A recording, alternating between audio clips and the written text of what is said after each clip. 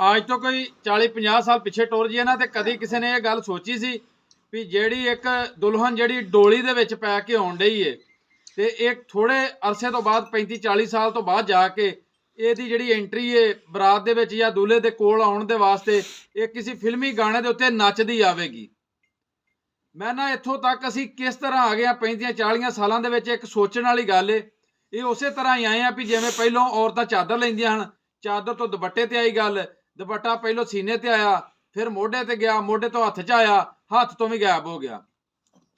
ਹੁਣ ਤੇ ਆਸਤਾ ਆਸਤਾ ਜਿਹੜੀ ਸਲਵਾਰ ਜਾਂ ਟਰੋਜ਼ਰ ਦਾ ਜਿਹੜਾ ਪਹੁੰਚਾ ਨਾ ਉਹ ਵੀ ਅੱਧ ਪਿੰਨੀਆਂ ਤੱਕ ਟੁਰ ਗਿਆ, ਇੱਥੋਂ ਤੱਕ ਬੇਹਯਾਈ ਚਲੀ ਗਈ ਹੈ।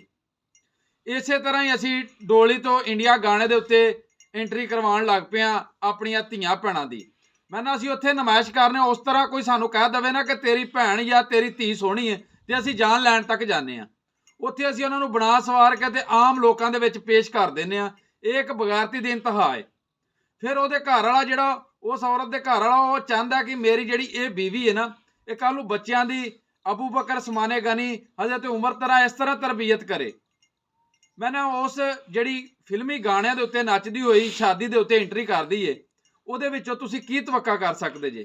ਕੀ ਇਮਾਮ ਹਸਨ ਤੇ ਹੁਸੈਨ ਦੇ ਨਕਸ਼ੇ ਕਦਮ ਤੇ ਚੱਲਣ ਵਾਲੇ ਬੱਚੇ ਪੈਦਾ ਹੋਣ ਦੇ ਉਹਨਾਂ ਚੋਂ? ਨਹੀਂ, ਉਹਨਾਂ ਦੇ ਵਿੱਚੋਂ ਵੀ ਫਿਲਮੀ ਐਕਟਰ ਹੀ ਪੈਦਾ ਹੋਣ ਦੇ। ਇਸ ਤਰ੍ਹਾਂ ਕਿ ਇਸਲਾਮੀ ਆਈਡੀਅਲ ਦੇ ਹੀਰੋ ਨਹੀਂ ਪੈਦਾ ਹੋਣਗੇ ਕਦੀ ਵੀ।